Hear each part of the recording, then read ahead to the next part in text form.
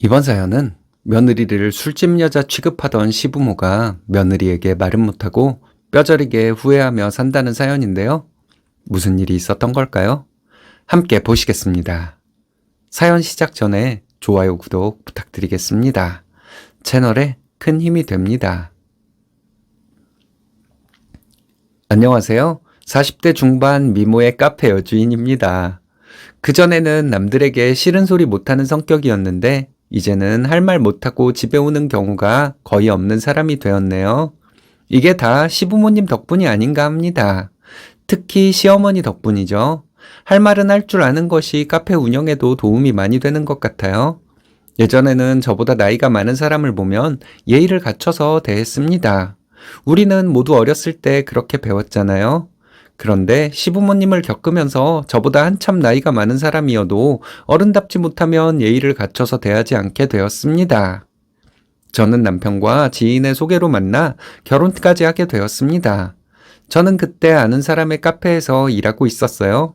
사무직으로 일을 하다가 좀 안 맞는 것 같아서 퇴사하고 카페 알바를 시작했습니다. 3년 정도 카페에서 알바로 일하다가 사장님이 카페를 하나 더 차리게 되어서 저는 그 카페의 점장이 되었어요. 어린 나이에 초고속 승진이었죠. 저는 점장으로 열심히 일했습니다. 저보다 훨씬 나이 많은 알바생들도 있었는데 제가 나이가 어리다고 무시하는 경우도 많았어요. 공급업체 사장님들도 나이가 저보다 한참 많았는데 그분들 중에서도 제가 나이가 어려서 저를 좀 우습게 생각하는 경우가 있었습니다. 저는 나름 잘 이겨냈어요. 남편을 만나서 연애를 하던 중에 저는 제 카페를 차리게 되었습니다.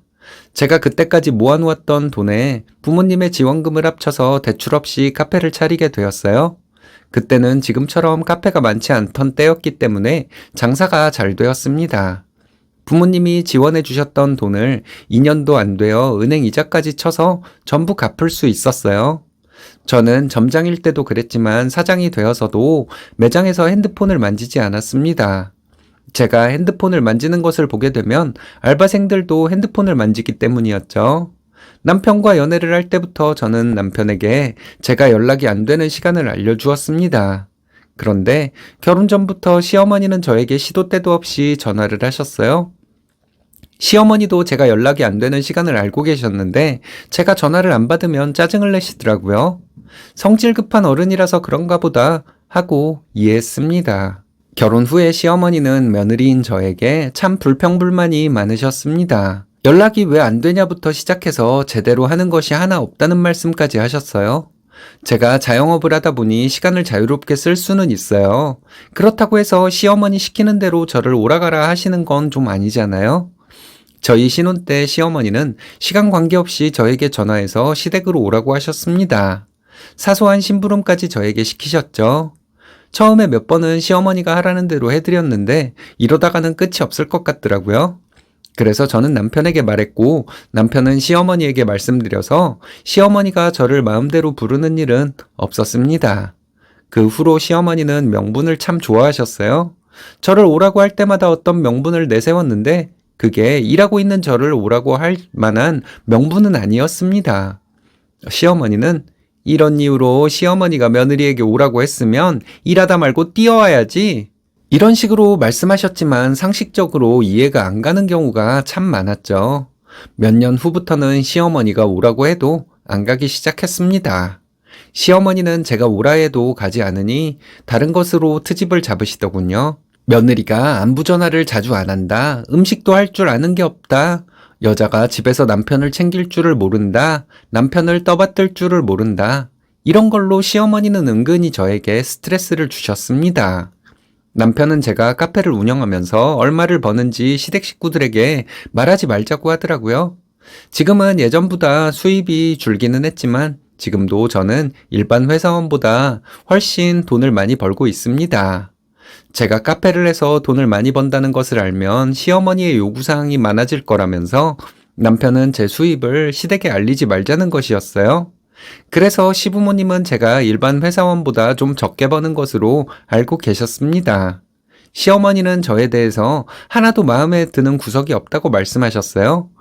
자주 뵙는 것도 아니고 해서 그런 말을 들어도 그냥 넘겼습니다. 시댁 제사가 있으면 며느리가 당연히 와야 하는데 저는 가지 못했거든요. 제가 운영하는 카페는 주말 이틀을 쉬어요. 카페 주변에 회사가 엄청 많습니다. 회사원들 상대로 장사를 하기 때문에 주중에는 매출이 높지만 주말에는 매출이 별로 안 돼요. 시댁 제사가 주말에 있으면 시댁에 갔지만 주중에 있으면 못 갔죠. 시어머니는 장사하는 사람이 종업원한테 장사 맡기고 오면 되는 거라고 하셨어요. 그런데 제가 시댁에 무슨 일이 있을 때 가지 않는 것은 제가 일을 한다는 핑계를 대고 일부러 안 가는 것이라고 하셨습니다. 음식도 서툴고 설거지나 정리를 하는 것도 서투른 며느리가 아들을 잘 챙기기나 하겠냐는 말씀도 참 자주 하셨어요. 저희 결혼 전에 시부모님은 저를 만나고 나서 이런 말씀을 하셨대요. 시아버지는 제가 야무져 보여서 며느리감으로 괜찮을 것 같다고 하셨는데 시어머니는 제가 성격이 더러워 보여서 싫다고 하셨답니다. 그 얘기를 결혼 후에도 시어머니는 저에게 여러 번 하셨어요. 마음에 안 들었지만 아들이 좋다고 하니 어쩔 수 없이 결혼을 허락한 것이라는 말씀. 허락을 하고 말고 할 자격도 없는 분이 허락은 무슨. 이런 생각만 들었네요. 시어머니가 저에게 기분 나쁜 말을 할 때마다 남편은 시어머니를 말렸습니다. 아들이 뭐라 하면 시어머니는 못 들은 채를 하고 계시다가 잠시 후에 또 못된 소리 시작하셨죠. 시어머니의 기분 나쁜 말이 점점 심해지더니 3년 전쯤에 시어머니는 저를 술집 접대부 취급을 하셨어요. 말도 안 되는 말로 저를 기분 나쁘게 하시더니 시어머니는 점점 도가 지나친 말을 하다가 결국 제가 카페를 운영하는 것이 물장사라고 하셨습니다. 물장사를 하는 여자는 손님들에게 웃음을 팔아야 장사를 할 수 있다고 하시더군요. 그날 시어머니는 뭐가 그렇게 심사가 뒤틀렸는지 아직도 모르겠어요. 제가 물장사를 하면서 손님들에게 눈웃음이나 치느라 시댁에 무슨 일이 있어도 안 오는 것이라는데 와 정말 열받더라고요. 그날이 시할머니 제사였거든요. 마침 토요일이라 일찍부터 시댁에 가서 제사 음식을 하다가 이런 소리 들으니 제가 얼마나 열이 받겠어요. 저는 시어머니에게 쉬는 날 와서 일하고 있는 며느리한테 그게 할 소리냐 했습니다. 내가 운영하는 카페 손님들 대부분 근처 회사원들이라고 말하고 내가 버는 돈 아니었으면 우리 집 대출 반도 못 갚았을 것이라고 했죠. 시어머니는 그까짓 커피 팔아서 얼마나 번다고 이러냐 하시더군요. 남편보다 훨씬 많이 번다고 말했습니다. 그런데 매번 올 때마다 어머니의 주책 없는 말이나 들어야 하겠냐고 말했어요. 이런 소리 들으면서 사느니 내가 돈도 잘 버는데 남편과 이혼하고 혼자 마음 편히 살아야겠다고 말하고 집으로 와버렸습니다. 그런 일이 있은 후에 명절이 다가오니 시어머니가 전화로 언제 올 거냐고 물으셨어요. 그래서 이번 명절에는 못 간다고 말씀드렸습니다. 시어머니는 놀라셨는지 갑자기 언성을 높이며 명절에 시댁에 안 온다는 게 말이 되냐고 막 뭐라 하셨어요. 그래서 물장사를 해야 해서 못 간다고 했죠. 공휴일에는 카페 문도 안 열면서 무슨 소리냐길래 이제부터 문 열기로 했다고 말했습니다. 물장사를 하면서 손님들에게 눈웃음도 쳐야 하고 아양도 떨어야 해서 바쁘다고 했죠. 내가 돈을 벌지 않으면 우리 생활비가 모자라니 어쩔 수 없이 명절 연휴 기간에도 물장사를 해야 한다고 말하고 전화를 끊었습니다. 그날 남편 퇴근하고 카페로 왔는데 카페 문 닫고 집에 가는 길에 남편에게 말했어요. 이번 명절 때는 시댁에 안 가겠다고요.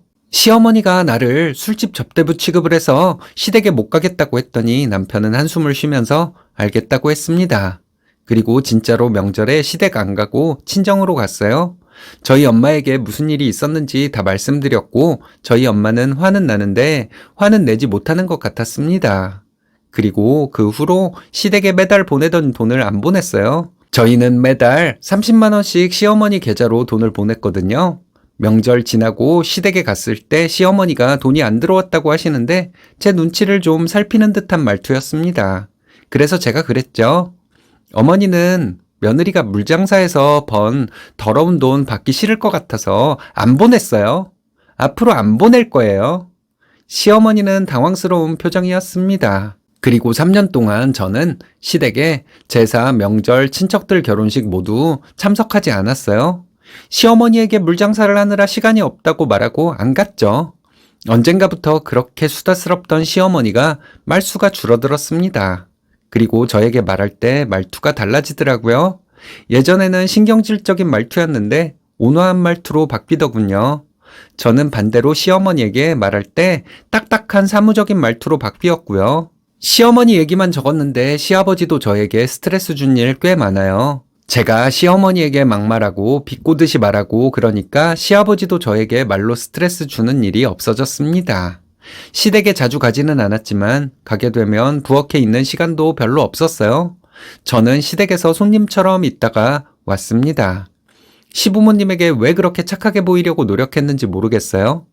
나에게 예의 없이 말하고 행동하는 사람에게는 똑같이 예의 없게 행동하는 게 서로에게 좋은 걸 몰랐네요. 언젠가 한번 시어머니가 남편에게 조심스럽게 말씀하시더래요. 예전에 주던 용돈 주면 안 되겠냐고요? 남편이 시어머니에게 그건 내가 결정 못해요. 엄마 며느리가 결정하는 거예요. 이렇게 말했대요. 이 말 듣고 제가 얼마나 통쾌했는지 몰라요. 얼마 전에 시어머니가 우리 언제까지 이렇게 지내야 하니? 이렇게 묻길래 우리가 왜요? 잘 지내고 있잖아요. 저한테 무슨 불만이라도 있으세요? 하고 물었더니 아니다. 이러시더라고요. 저는 앞으로도 시부모님에게 곁을 주지 않을 거예요. 내가 좀 참아주면 언젠간 알아주실 거라고 생각했는데 계속 제가 참고 살았으면 저는 암 걸렸을 것 같습니다. 시부모님이 다른 사람들을 어떻게 대하는지 모르겠지만 저에게는 그런 사람들이었으니까요. 지금이라도 시부모님이 며느리에게 이런 것들은 내가 잘못했다. 네가 많이 속상했을 거다. 앞으로 그런 일 없도록 하겠다. 이렇게 말하면 며느리 마음이 풀리지 않을까요? 시부모님은 사과를 하느니 굶어 죽고 말겠다. 이런 마인드로 사는 멍청하고 못된 스타일인가 봅니다. 이런 사람들은 굴러들어온 복도 걷어차버리더라고요. 스니님 자꾸 본인을 버릇없는 며느리라고 하시는데 제가 보기에는 현명한 며느님인 것 같습니다.